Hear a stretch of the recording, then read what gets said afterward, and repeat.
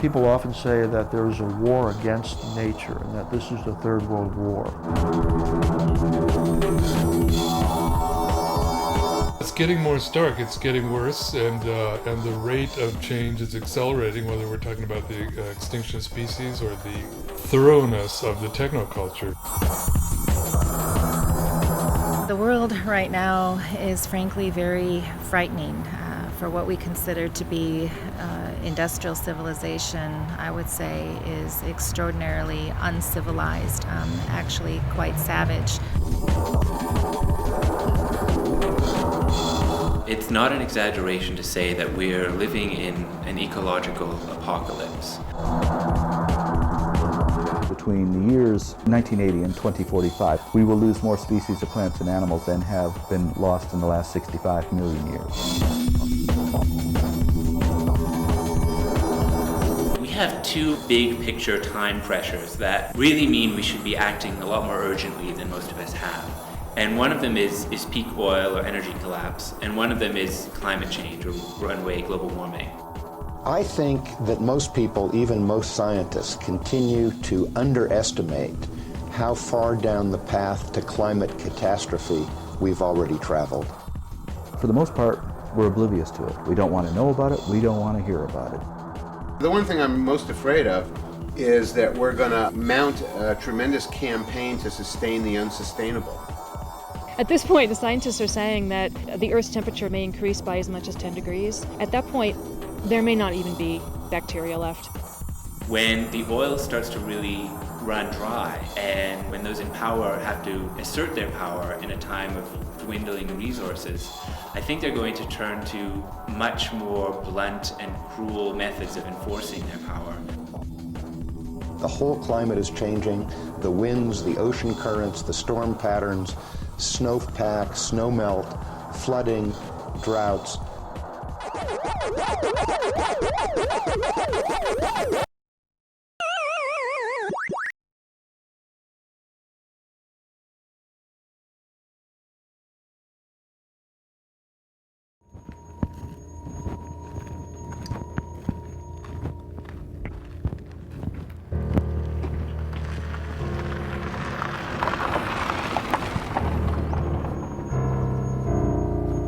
It's stunning how fast the destruction is proceeding.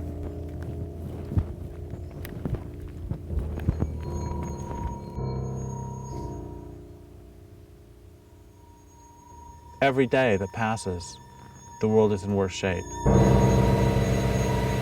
The sad-looking man you see on the screen is Derrick Jensen.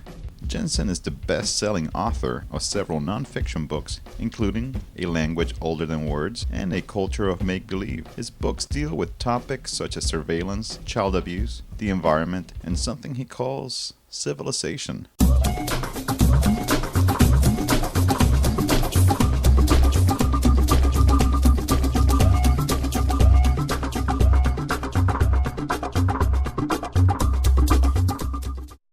But it's statements like these that make him so controversial. They're thinking of raising the Shasta Dam in California, and the reason that Senator Feinstein gave was, it is Californians' God-given right to water their lawns. You know, there is no way to argue with that, except with explosives. That was Mr. Jensen in 2006. The same year he published a 2-volume set called Endgame. In Endgame, he argues that there is an urgent need to bring down civilization.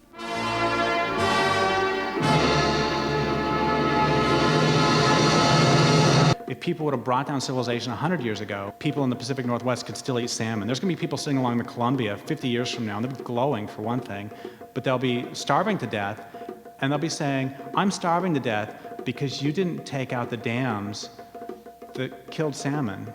And those dams were used for barging and for electricity, for aluminum smelters, for beer cans. So, God damn you. He lays out his case against civilization by enumerating 20 premises. Due to time limitations and the fact that most people would not tolerate a 20-hour movie, we will explore 4 of these premises and accompany them with real-life examples. Industrial civilization itself, but especially industrial civilization, is not and can never be sustainable. It doesn't take a rocket scientist to figure out that any way of life that's based on the use of non-renewable resources won't last.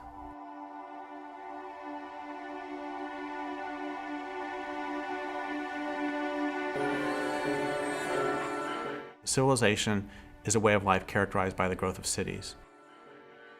So you've got groups of people living in a dense enough population that the local land base cannot support them. What that means is you have to get your basic resources from somewhere else because you've used them up where you live. So you're going to go out into the countryside and gather up whatever it is you want, bring it back in.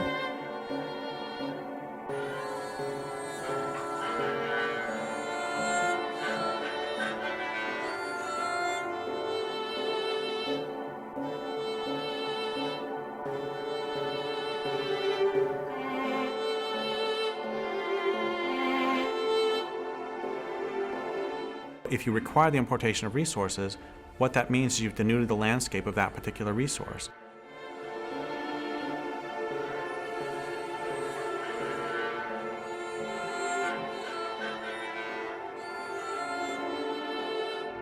There's no way that in the long term you can continue to destroy the land that you need for your survival or the waters that you need to drink and expect to continue to live.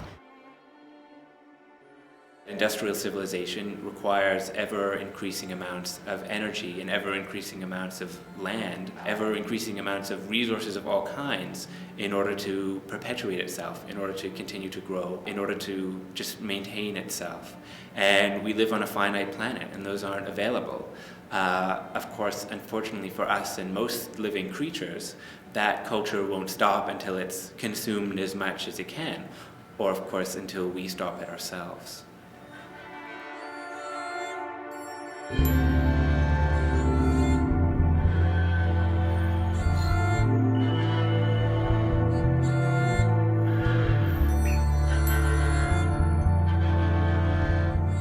If you have a finite amount of anything, if you start using it, eventually you use it up.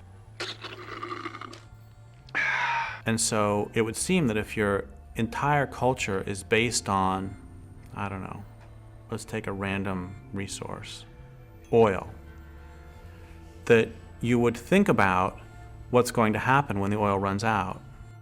We found energy resources that have allowed us to escape some of the kinds of limits that previous cultures have had to face much more quickly. It used to collapse because they ran out of resources, easily accessible resources, the limit being the distance that people could travel with things like horses or other pack animals. That ended with the beginning of the fossil fuel age. Now they can go all over the planet and take what they want. So globalization has only accelerated this tremendously destructive process. We've poured our wealth into building an infrastructure for daily life that has no future. I do think that the oil problem is going to accelerate within the next 3 to 5 years, maybe even sooner. The numbers indicate that we've probably peaked in global production.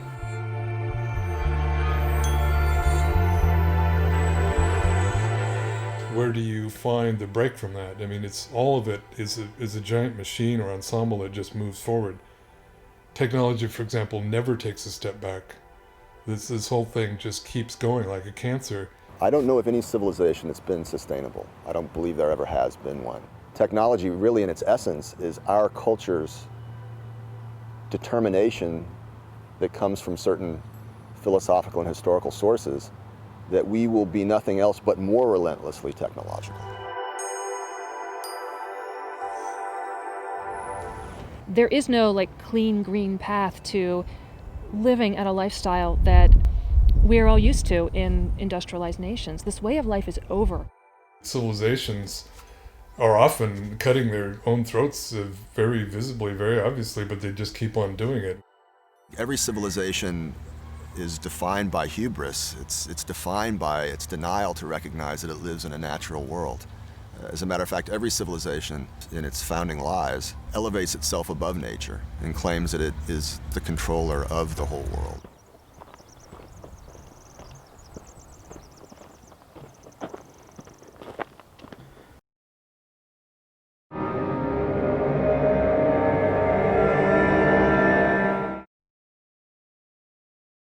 The first written myth of this culture is Gilgamesh deforesting the plains and hillsides of Iraq. When people think of Iraq, is the first thing they normally think of cedar forests so thick that sunlight never touches the ground? That's how it was prior to the arrival of this culture.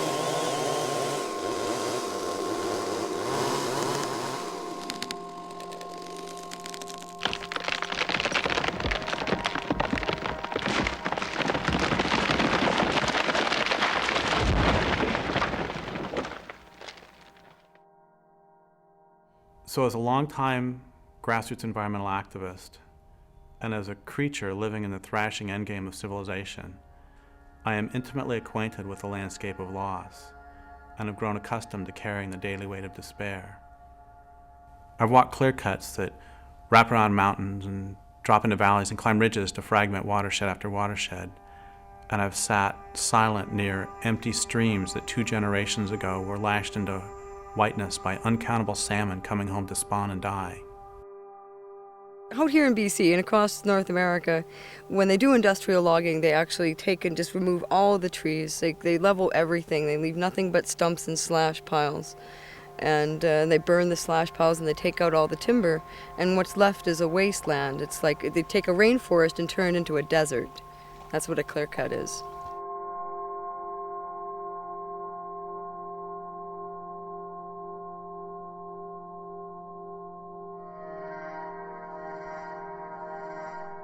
They use them for pulp. They export them whole to the United States and to Japan.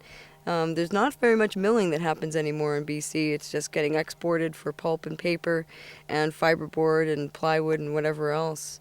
Not a lot of value added.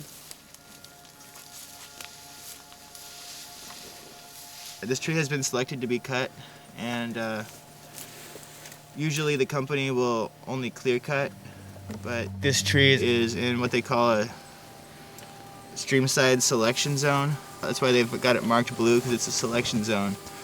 In a clear cut, they won't paint the trees that they're going to cut down. They only paint the ones that they're going to leave.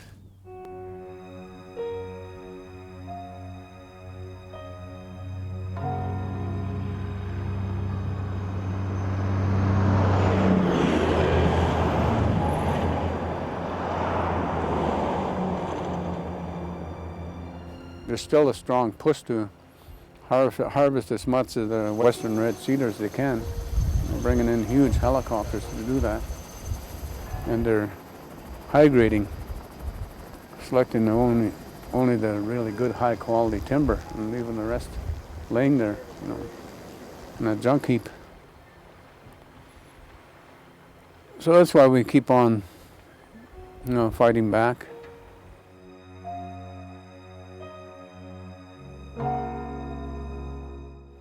I think the last straw was when they wanted to log the Valley of Ista because of its historical and spiritual significance to our people. But they logged it in spite, just to make a point against our resistance, against our overall position, with regards to treaties or encroachments of industry development in our territories.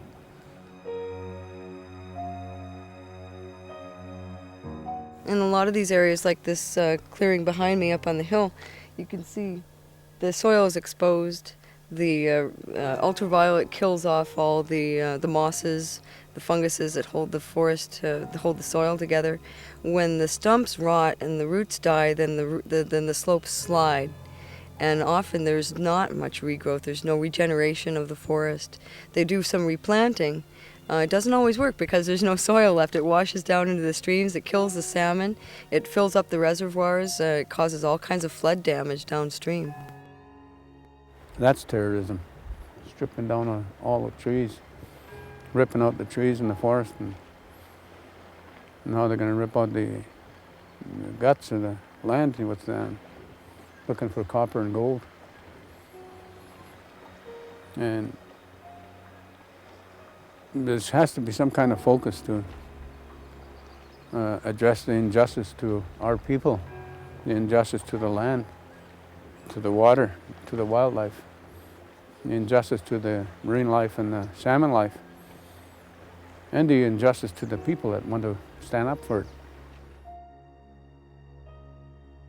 When we block the road, these trees are very valuable, and the laws are all profit-driven. They're all driven by the corporations. The police are there to enforce the corporations' right to log, not to enforce our right to stop them and protect the ecosystem. There's so little that's left of the old-growth forest like this that we see on the sides here, that people are putting their bodies on the line. They are willing to make huge sacrifices to stop the forest from being sacrificed, and the water and the air quality and the global climate.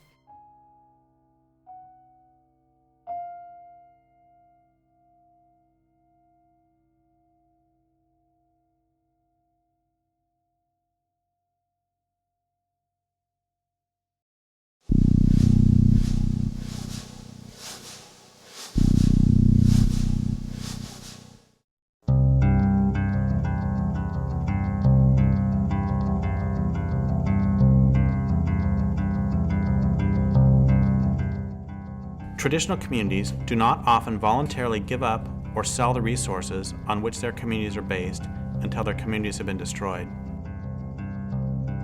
They also do not willingly allow their land bases to be damaged so that other resources, gold, oil, and so on, can be extracted. It follows that those who want the resources will do what they can to destroy traditional communities.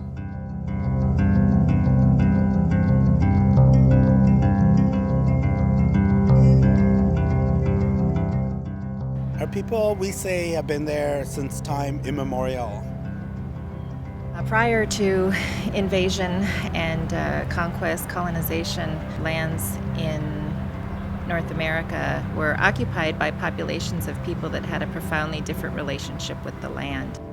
They live with the land. All the ceremonies that have come up have to do with celebrating the renewal of seasons and life and affirming all of that.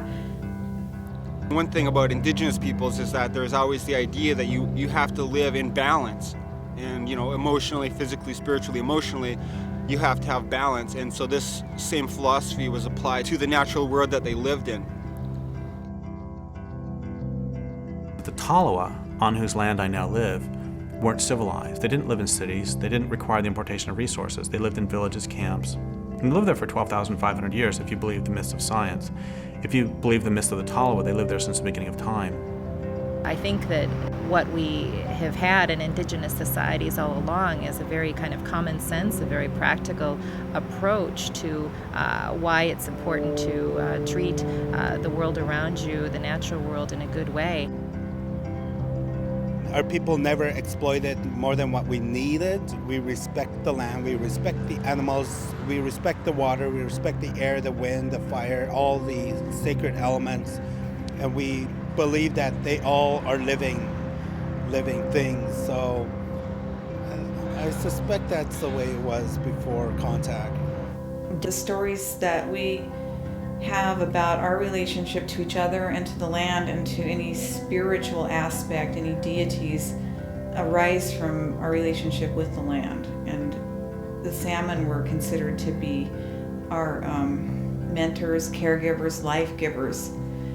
They were equal to us. In fact, all things that have form were equal to us. We weren't about dominating. the spiritual relationship that our peoples had prior to invasion with all of creation, and recognizing that all beings have a spiritual essence, a spiritual entity, and that if we want to live in this universe in a good way, that it was absolutely essential that we learned how to maintain respectful relations with all of creation.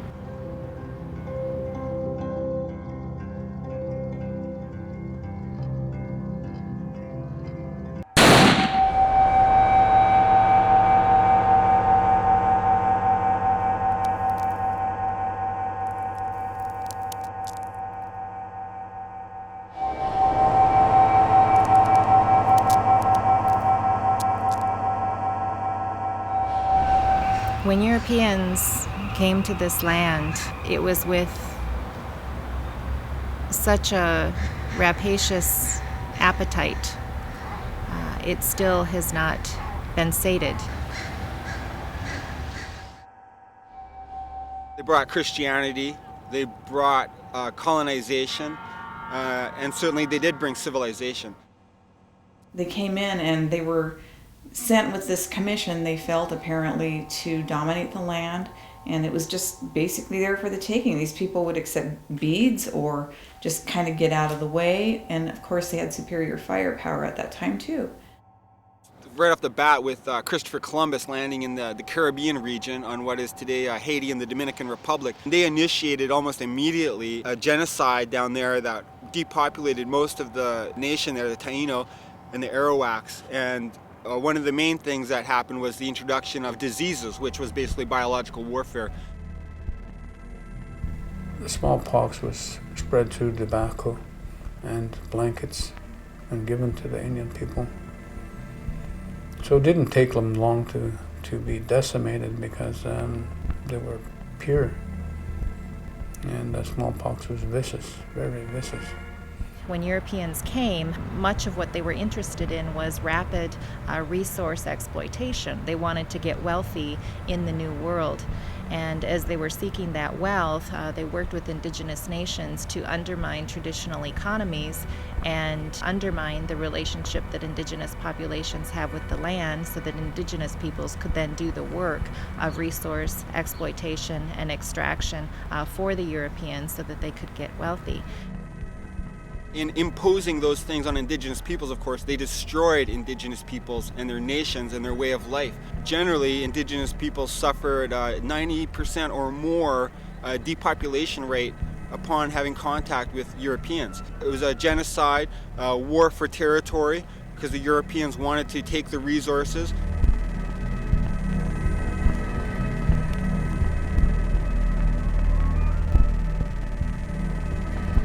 Settler society has worked to destroy what it needs to live, and that's suicidal. It's a suicidal mission. There's no way that it can be sustainable in the long term.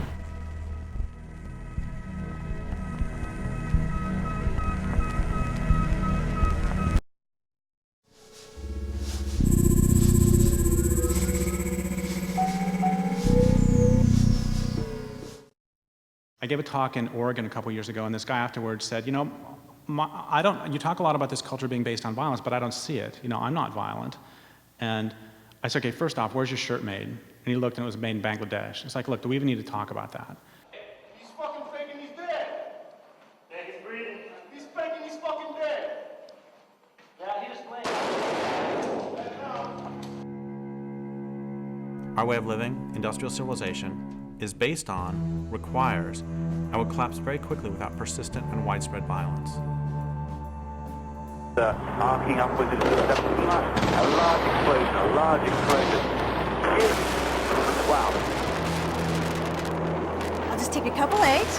How many you want? Two. Two is good. Okay. And then what next? Some ham. Great. Tomato. Okay. How about that? Okay. Some onion. Onion. Ooh, and cheese. Everything then, right? Okay, You want yes, everything. Okay. I understand. Okay. We'll just pop this on. Now watch. I'm chopping the ham and veggies, grating the cheese, and whipping the eggs, all in 3 seconds. The machine that just made those smoothies for Berman and Fred will make an omelet. There's not much time left to get this beautiful Hope Diamond necklace, less than 50 seconds. Joanne? Absolutely, John. You're going to want to give us a call to get this beautiful Hope diamond necklace. This is a 45.52 carat diamond surrounded by 16 white diamonds. It has a platinum chain bearing 46 more diamonds. These are 12 4-ounce Southern barbecue chicken breasts. These Stuff and Gourmet farm fresh chicken breasts come from their barnyard to your backyard. They're wonderfully marinated and guaranteed to be tender, juicy, and downright delicious. Fine-tune those measurements. We keep them on file. They're saved there on our computer. Go back into the section where you reorder and fine-tune those measurements for us. And then we'll have a chance to send you another pair of customized jeans that we really believe are going to fit perfectly. So we're going to do a countdown starting from 5. Everybody got to help me out here. 5, 4, 3, 2, 1. Oh!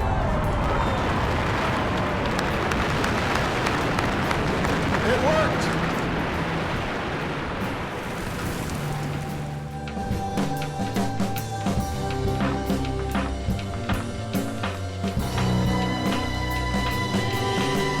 Second, I said, okay, do you pay rent? He's like, yeah. And I said, why? And he said, because I don't own. And I said, no, what would happen if you didn't pay rent? He said, well, the sheriff would come and evict me. I said, I don't know what that means. What would happen? He said, well, the sheriff would come and he would knock on the door. I said, okay, great. What happens if you open the door and you say, hey, I'm just finishing up making dinner. You want some? And so the sheriff sits down, you feed him, you don't poison him. And then after dinner, you say, well, you know, you've been somewhat pleasant company, but not all that pleasant, so I would like for you to leave my home now. What would happen? He said, well, the sheriff would pull out his gun and he'd say, I'm here to evict you because you didn't pay rent. I said, so the reason you pay rent is because if you don't, some guy with a gun is going to come and take you away. He said, I think I get it. I said, let's try again. What happens if you're hungry, so you go to the grocery store and you start eating? What's going to happen? So we're going to call the sheriff. I said, yeah, it's the same guy who's going to come with a gun and take you away. He's a real asshole, isn't he? So one of the reasons we don't see a lot of the violence is because it's exported. And another reason we don't see a lot of the violence is because we've been so metabolized into the system that we bought into this strange notion that it's okay to have to pay to exist on the planet. That's really, really weird. And if you don't pay, then some guy with a gun is going to come and bad things are going to happen to you.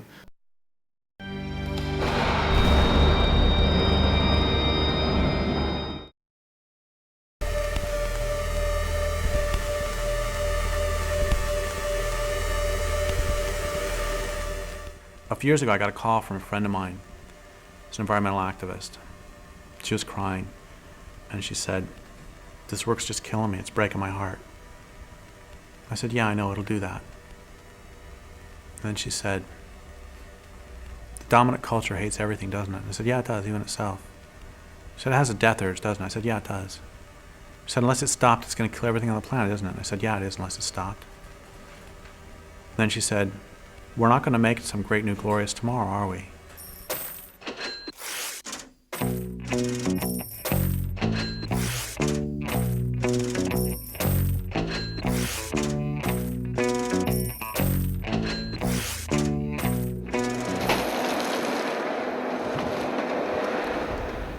%98 of the old-growth forests are gone.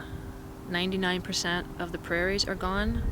80% of the rivers on this planet do not support life anymore. We are out of species, we're out of soil, and we are out of time. And what we are being told by most of the environmental movement is that the way to stop all of this is through personal consumer choices. By simply purchasing our product, the consumer can make a small, easy step to a greener earth. So by taking that one roll and buying that one roll, you can help save millions of trees. I think we can really look at the history of the environmental movement to tell us a lot about why it hasn't been working. There was a lot of pretty radical and militant environmentalism happening, especially in the 70s and 80s. In a lot of ways, that was kind of a heyday for environmentalism. You know, Greenpeace was founded.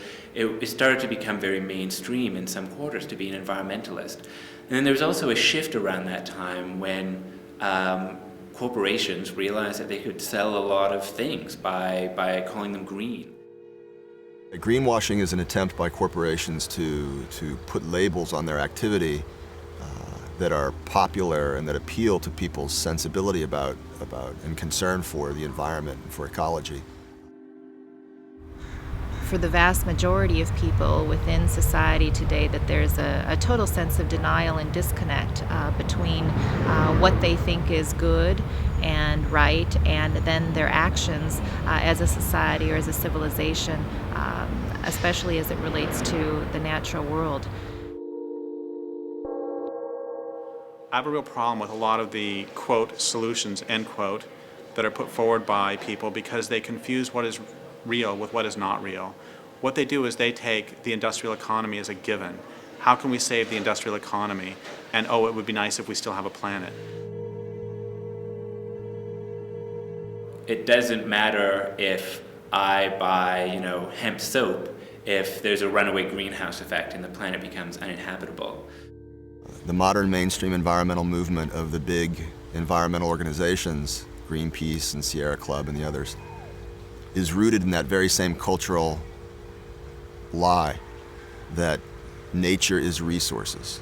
Nature is things to be used and managed. Nature is as the philosopher Martin Heidegger put it, just a vast gasoline station that we can just endlessly extract from. They may say we need to manage it more wisely, but as long as they maintain the mindset that we are the lords of creation and creation exists for us as resources to be transformed into commodities for us to buy and sell, as long as they maintain that perspective on what it means to be an environmentalist, then they're working within the same framework of an ultimately self-destructive path that the culture is on.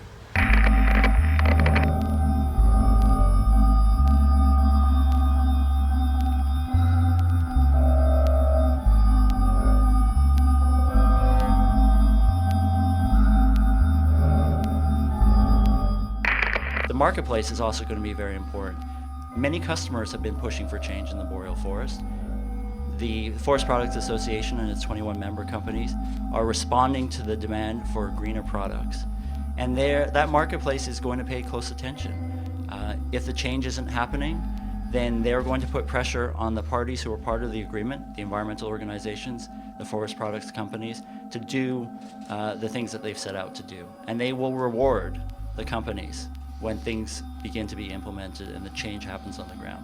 Fully confident of that. One interesting piece of the agreement is with Greenpeace, David Suzuki, Forest Ethics, Canadian Parks and Wilderness on our side. When someone else comes and tries to bully us, the agreement actually requires that they come and work with us in repelling the attack, and we'll be able to say, fight me, fight my gang. I personally have no use for large institutionalized environmental organizations. I think they're more of a problem than a help.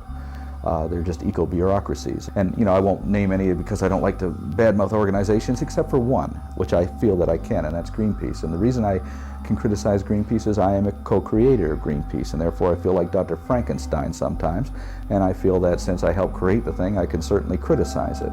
And I think that Greenpeace has become the world's biggest feel-good organization now. People join it to feel good, to feel I'm part of the solution, I'm not part of the problem. Greenpeace brings in close to $300 million a year. And what do they do with that money? Generate more money. And the people who are at the top of the totem pole now are not environmentalists. They're fundraisers, they're accountants, they're lawyers, they're business people. People are voting with their dollars at the checkout stands. It's because they know the polling shows that the public cares. And, ultimately they're going to care about their profit margin and whether they can sell products. What's happened in British Columbia with the environmental movement, it's been stalemated. The big leaders, they're compromised. They went in bed and it snuffed out that movement.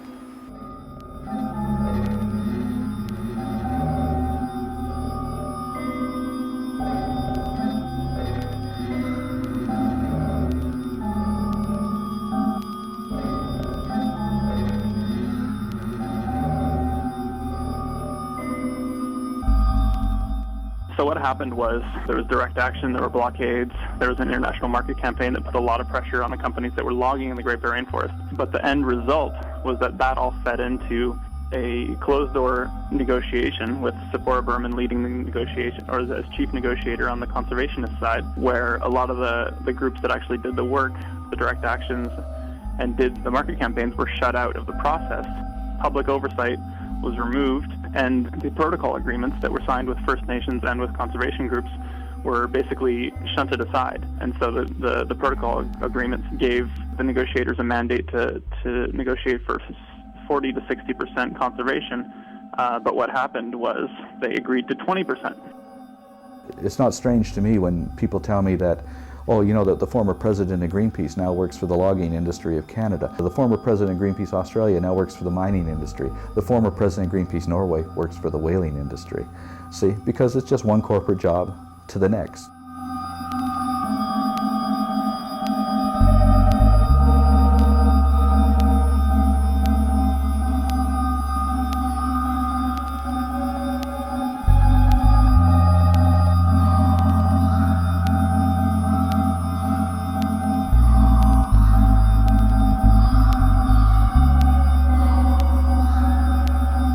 The only measure by which we'll be judged by those who come after is the health of the land and the health of the water, the health of the earth.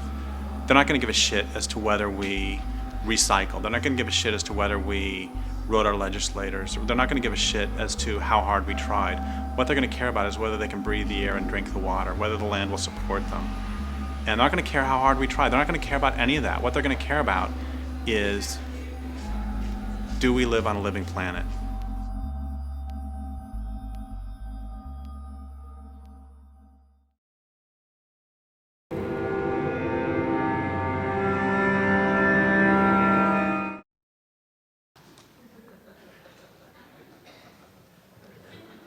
Okay, so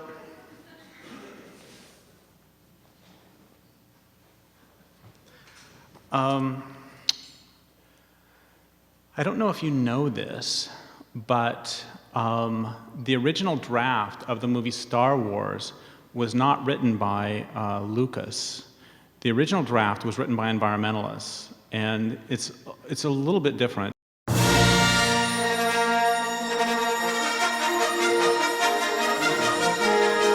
For one thing, it wasn't actually called Star Wars. It was called Star Nonviolent Civil Disobedience. But the plot of Star Wars, for those of you who don't remember, is that the Empire has created this giant machine called a Death Star. And it's a machine that's capable of destroying entire planets. And in the movie, the rebels find a way to destroy the Death Star. And then at the very end, Luke Skywalker uses the Force to get past all the TIE fighters and to drop a torpedo down a thermal exhaust port and to blow up the Death Star.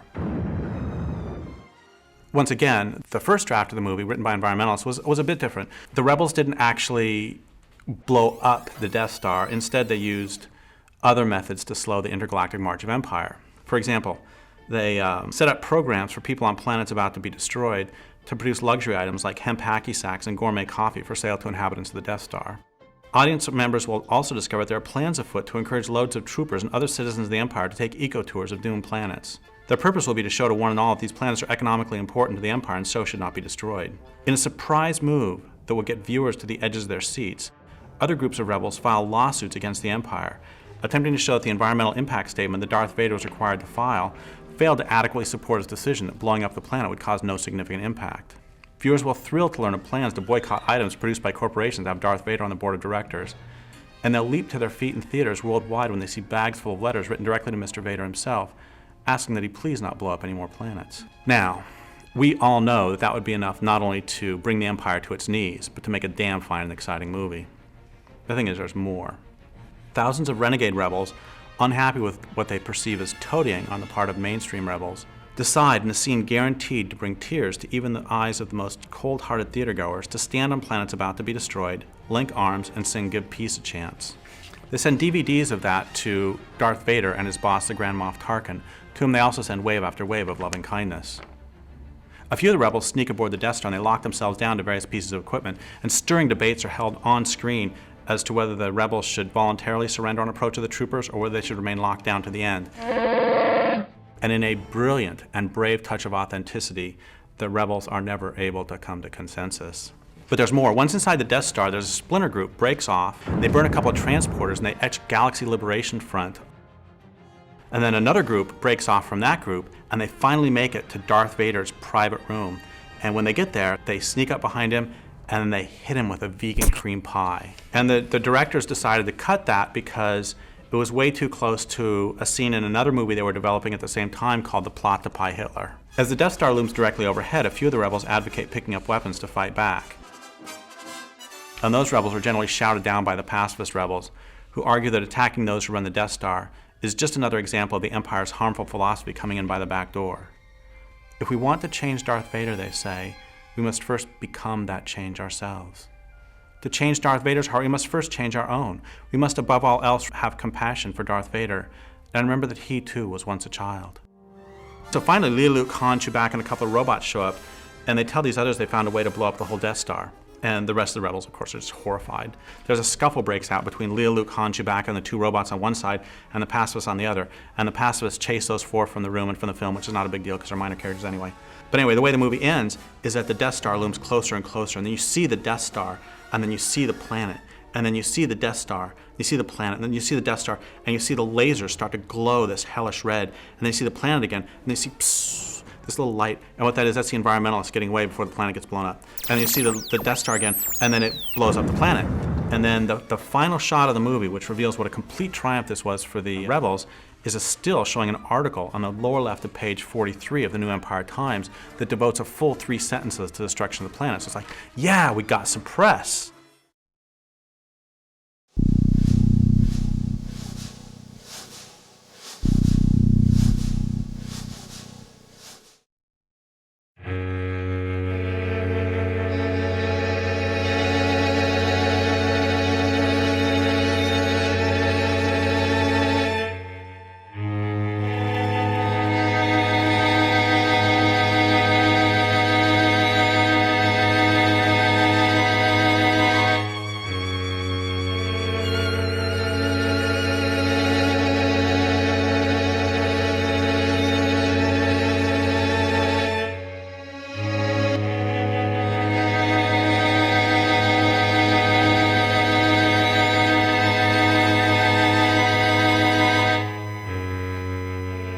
The public really needs to understand that no combination of alternative miracle fuels or biodiesel or ethanol or nuclear or sun or solar or used French fried potato oil, no combination of these things is going to allow us to keep a happy motoring society going.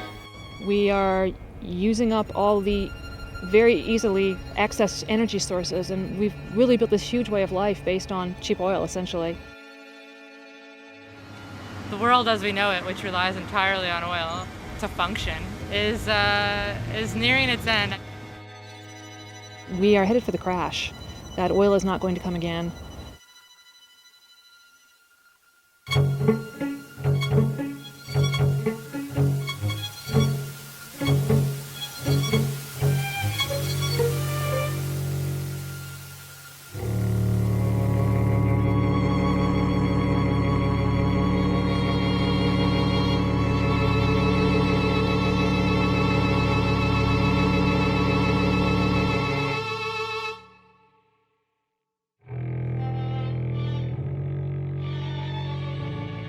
Tar sands are probably one of the biggest industrial projects in the history of mankind.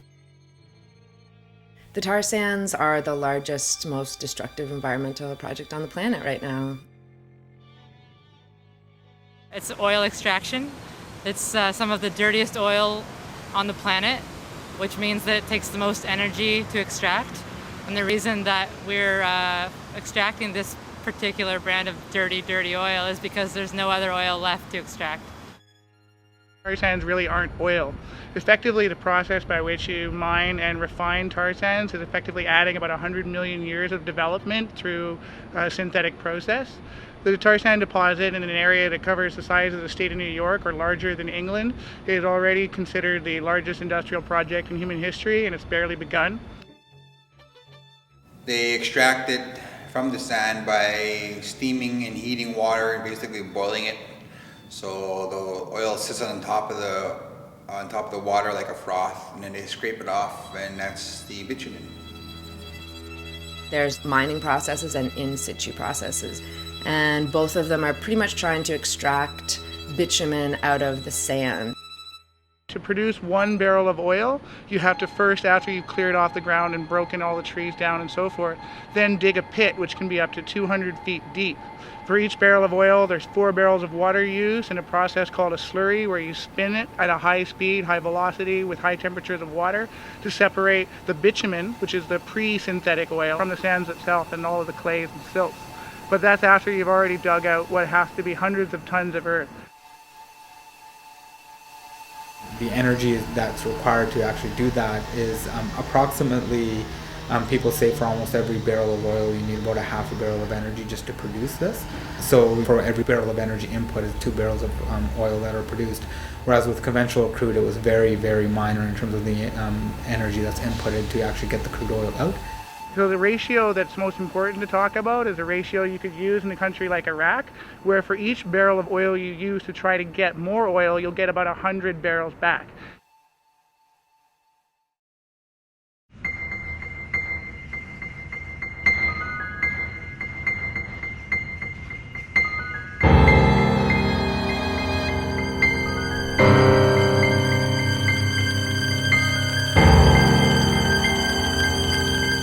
The Athabasca River, which runs through northern Alberta, where you have like many different native communities living along the river, is being sucked of its water to fuel the tar sands operations.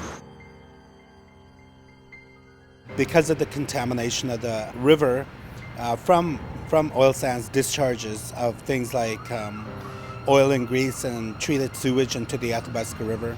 And sometimes there's accidents of spills of these toxic chemicals directly into the Athabasca rivers. The community of Fort Chipewyan, both the Mikisew Cree and the Dene Chipewyan First Nation, who have been fighting and really at the front of like raising the alarm about what's happening. And their community has been seeing all this rise in rare cancers, autoimmune diseases, arsenic in the land, the moose meat, the fish are high levels of heavy metals, mercuries. Basically, the whole environment up there is contaminated. How this is affecting my community is that it's killing off the people of Fort Chipewyan. It's what I've called before a slow industrial genocide. I buried my auntie, I buried my uncle, I got an auntie living with it. And this is a war for our lives because the government is allowing the people of Fort Chip to die. The tar sands are not only fueling the destruction of the second fastest rate of deforestation in the world outside of the Amazon River Basin, they're already the second fastest contributor to climate change in North America. And with the goals of production that they're talking about, the CO2 emissions will make it so the only way you could outstrip a climate change contributor for all of North America would be to combine all of the coal-fired power plants from Alberta to Arizona and in between across all of North America.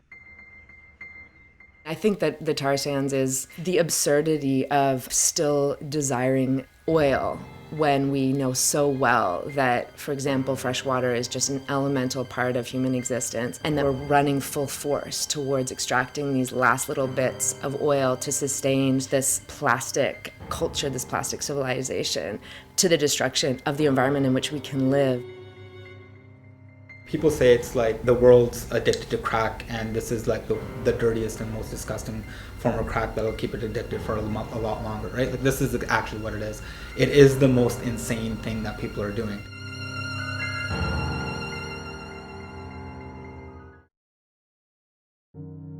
We probably agree that civilization is going to crash whether or not we help bring this about. If you don't agree with this, we probably have nothing to say to each other. We probably also agree that this crash will be messy.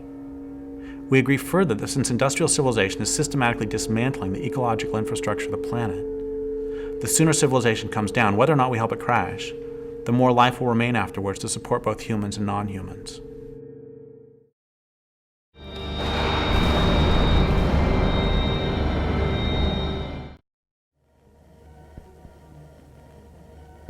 The genesis of Endgame, really, the book, was really because I did some talks around the the possibility of fighting back. And the response by the audience was really predictable. If it was an audience made up of sort of mainstream environmentalists and peace and social justice activists, often they would put up what I've taken to calling a Gandhi shield, which is they would say the names Martin Luther King, Dalai Lama, and Gandhi again and again as fast as they can to keep all evil thoughts at bay. And if it was grassroots environmentalists, they would do the same thing, but then they would come up to me afterwards and they would say, "Thank you so much for bringing this up."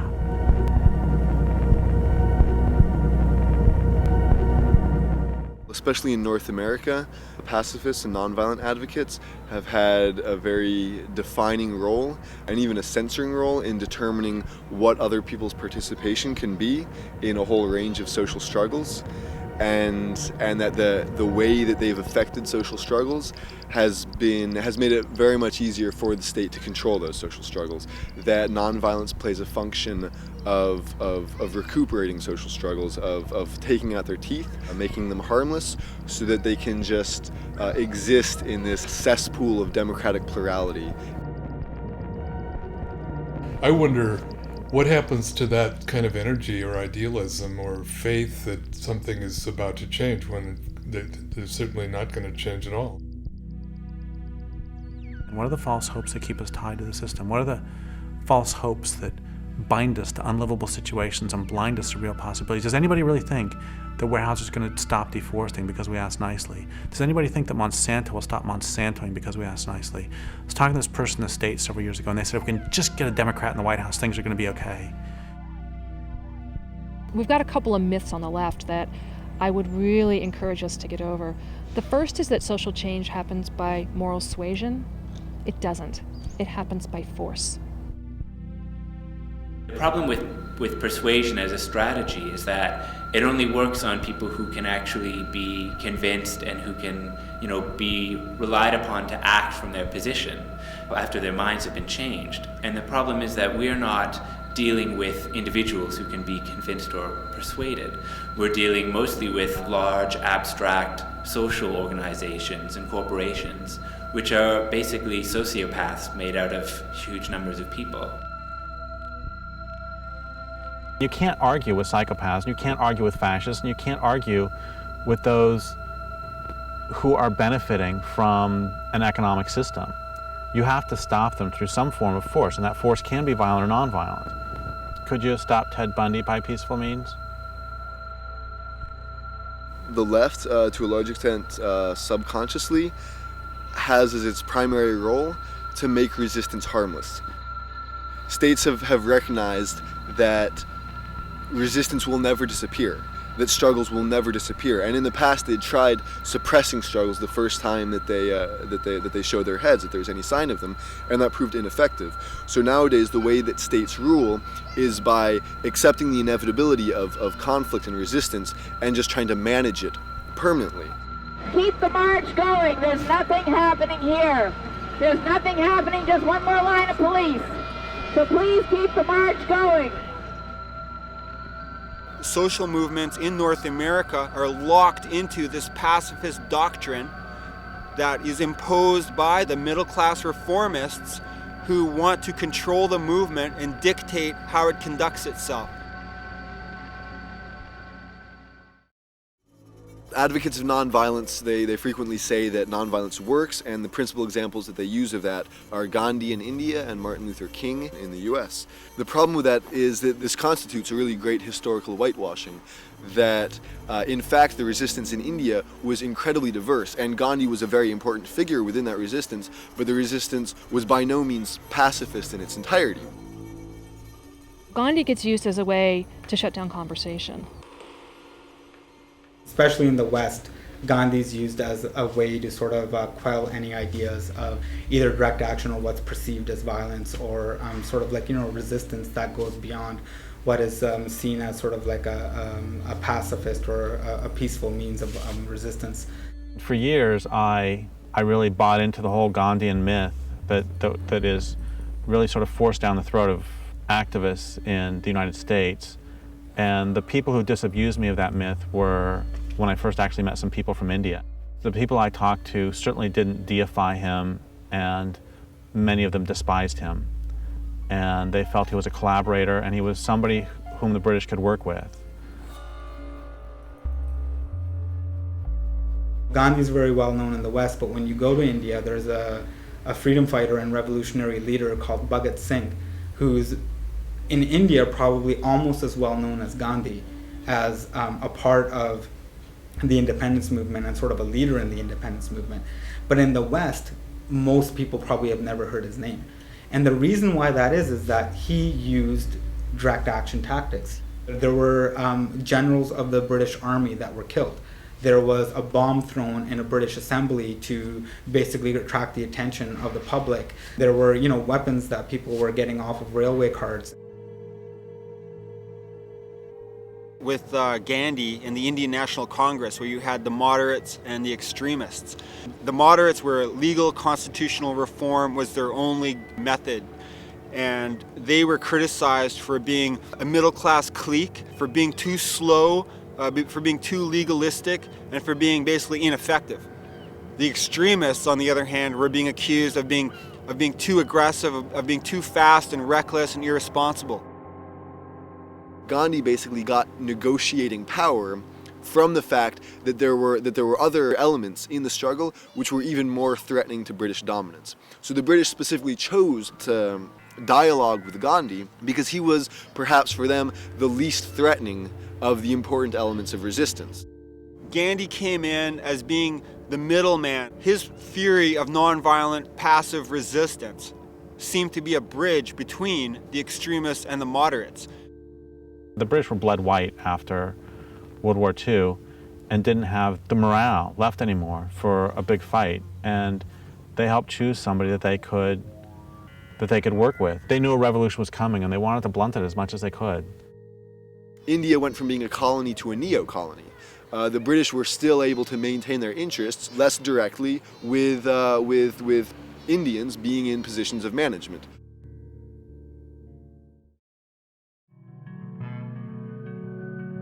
My problem isn't with somebody doing nonviolent actions, and it never has been. I mean, I say all the time that we need it all. My problem is that so many pacifists, especially in the United States, end up not supporting more radical or militant work. The problem when this debate comes up is that you can't just assume that people that are resisting and are using a means of resistance haven't thought about what they're doing. And that's what I think often is the problem. When people decide to take certain actions, and when people decide that, hey, our marches aren't enough, or they're doing this or doing that, there's this assumption by a lot of people that want to toe the Gandhi line is that, they're just not thinking about it.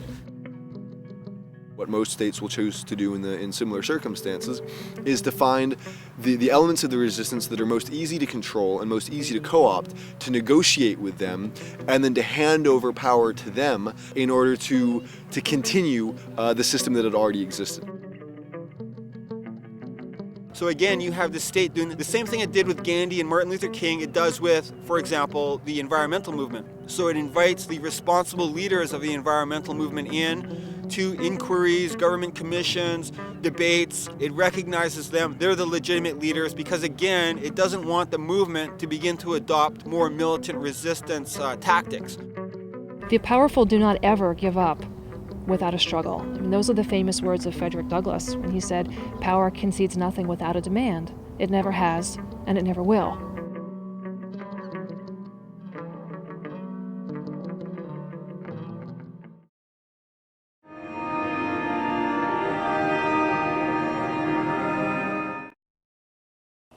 If we use more efficient electricity appliances, we can save this much off of the global warming pollution that would otherwise be put into the atmosphere.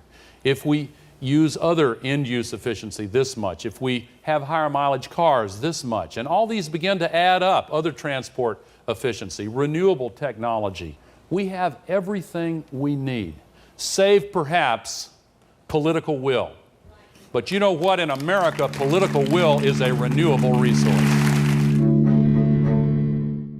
When we see solutions, all the so-called solutions put forward to global warming, the thing they all have in common is that they take industrial civilization as a given, and they take the natural world as the dependent variable. It's all about saving civilization, and that's entirely backwards. What it should be is, we need to do whatever it takes to save life on the planet. In the next 40 to 50 years, we're going to see the extinction of more species than we've seen in the past 65 million years. That, to me, is a red light and a siren going off as a call to people who will cut through the crap and do what is necessary to protect the Earth for here and now and for future generations. It is you that are going to have to answer to your children 50, 75 years from now when they ask what you did during the eco-wars. And in that sense, I think each one of us has to live the life today, this very moment, doing the things that we would be proud to tell our ancestors about. If we are serious about saving life on Earth, we've got to start fighting back in the ways that people do when they realize they need to form a serious resistance movement. Most indigenous populations who maintain any sense of a traditional worldview know that the way of life that settler society has imposed on this land is unsustainable. Yet there's been a sense that we really need to kind of wait until it collapses, or wait until they're done doing, or they've reached their limit and they can't continue the way that they've been going on, and be patient. Fuck patience.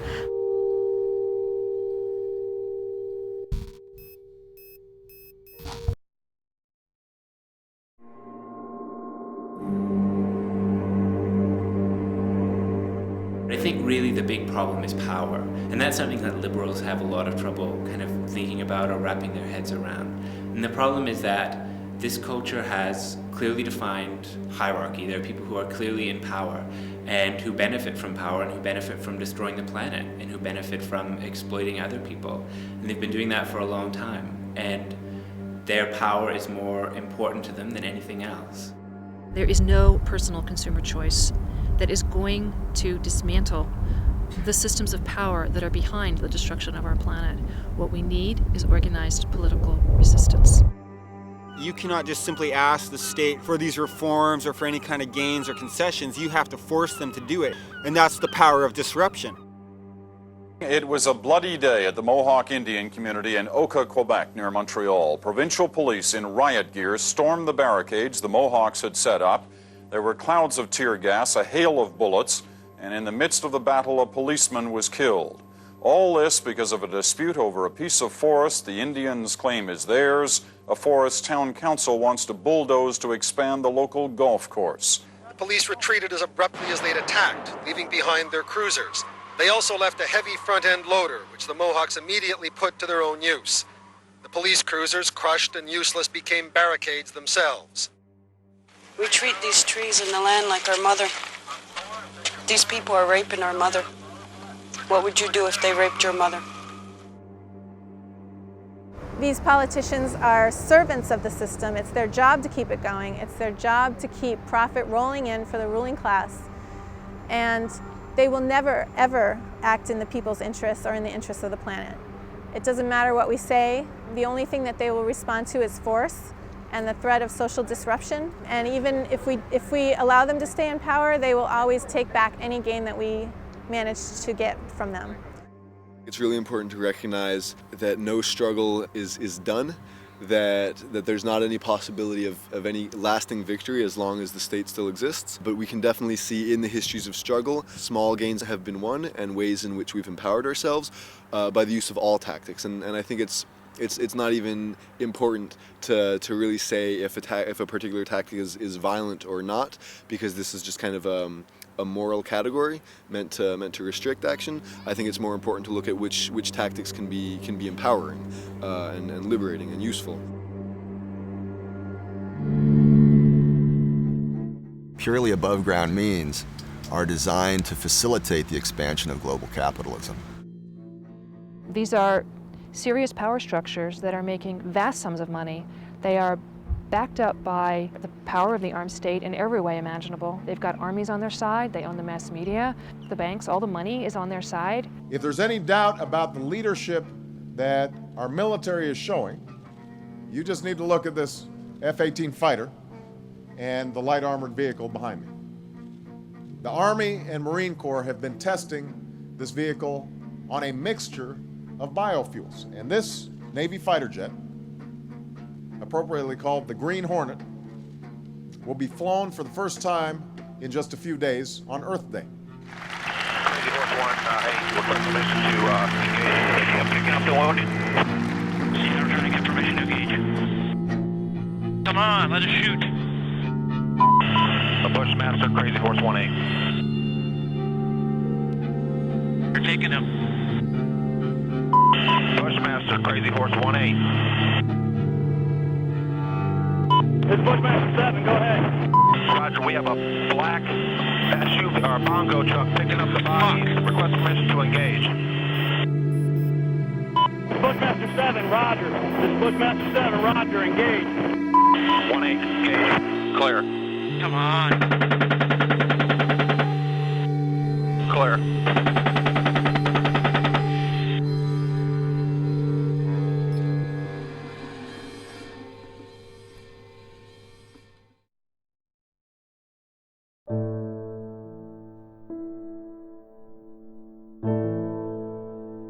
So if the law will not do the right thing, other people will have to do the right thing, and they'll have to do the right thing by breaking the law.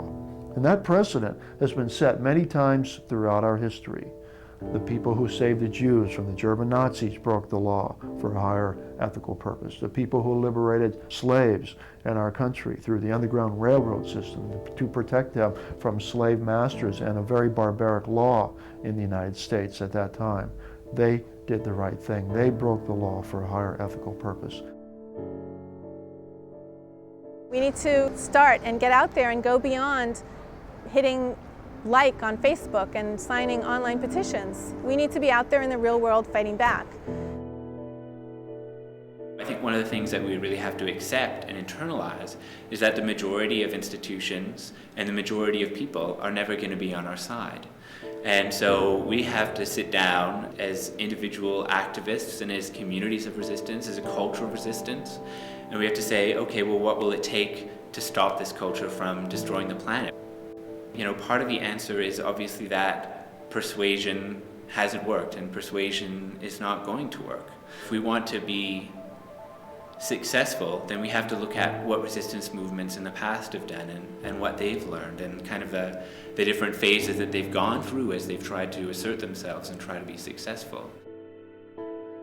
When I say organized political resistance, I mean that we need to face power head on.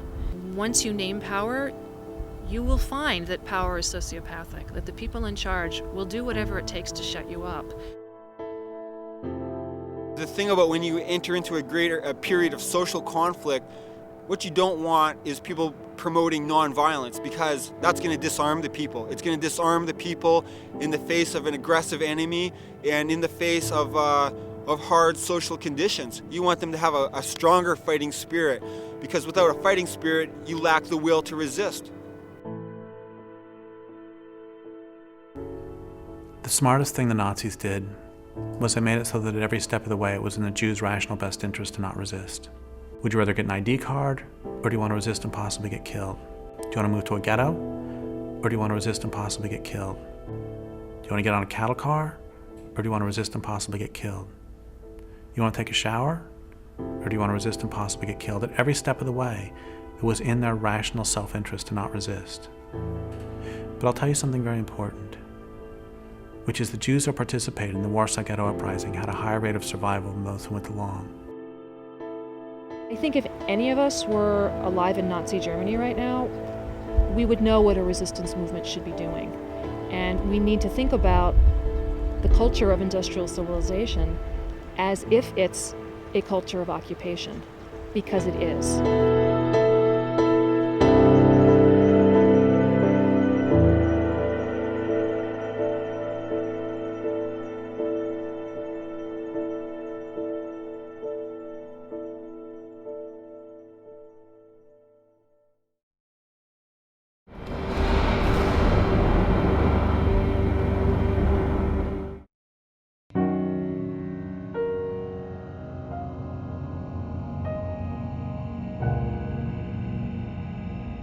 If Nazis or other fascists took over North America,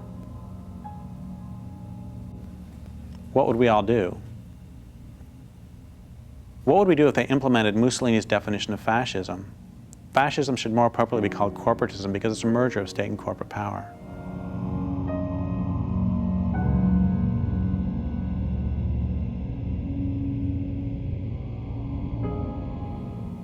What if this occupied country called itself a democracy, but most everyone understood elections to be shams, with citizens allowed to choose between different wings of the same fascist or following Mussolini corporate party? What if anti-government activity was opposed by stormtroopers and secret police? Would you fight back? If there already existed a resistance movement, would you join it? Would you resist if the fascists irradiated the countryside, poisoned food supplies, made rivers unfit for swimming, and so filthy you wouldn't even dream of drinking from them anymore? If fascists systematically deforested the continent, would you join an underground army of resistance, head to the forests, and from there to boardrooms in the halls of the Reichstag to pick off the occupying deforesters, and most especially those who give them their marching orders?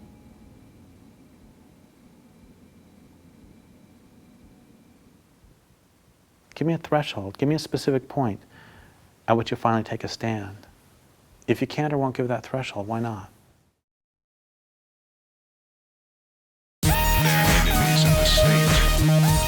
Yeah, yo, I ain't got any time to waste on this one. I gotta get right on it, like, yo. When I face the page, I place the rage, place it into stasis. I write it and erase it. That's a basis, cover all the bases. Watch what you say on the cell, they gonna trace it. Stack deck, don't expect any aces. Camera eyes, watch you in public places. And I hate this, so I take this mic and I write like these words on my legs, and they walk me through my paces.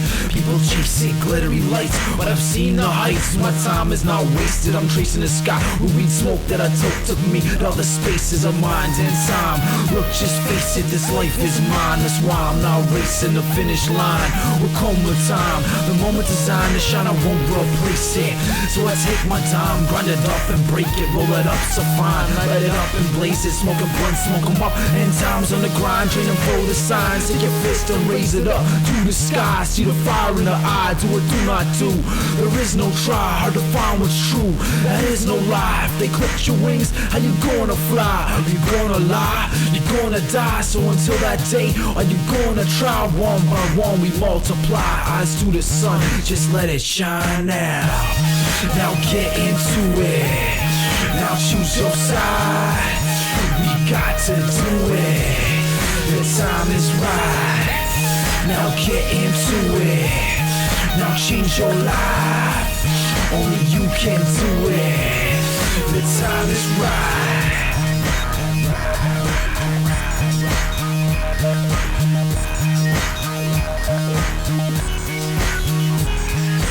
Any more pollution and you gon' fry, so get into it, it's do or die. With no action, factions, or crews divide. But you can't be stupid if you choose to ride, and you can't ride the fence, better choose your side. Keep doing what you're told, or do what's right. You gonna roll over, or you gon' fight. No justice, no peace, the war's tonight. And I'm a poltergeist, you know, a violent spirit, product of a world with too much violence in it. So many people, trees and animals are dying a minute.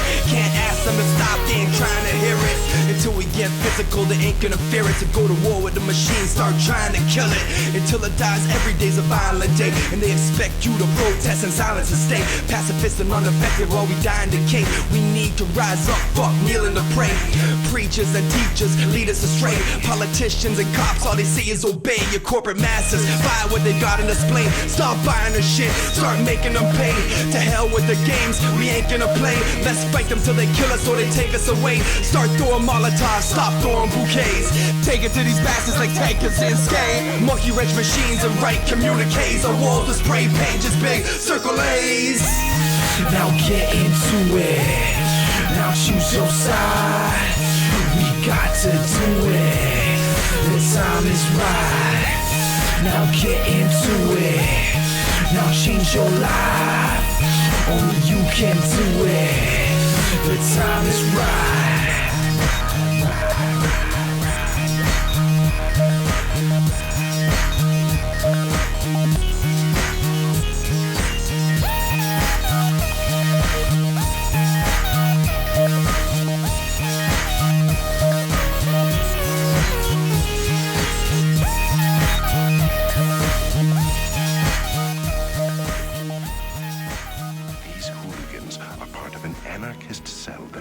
agents have been tracking for weeks. If you listen to them, you're playing right into your own destruction.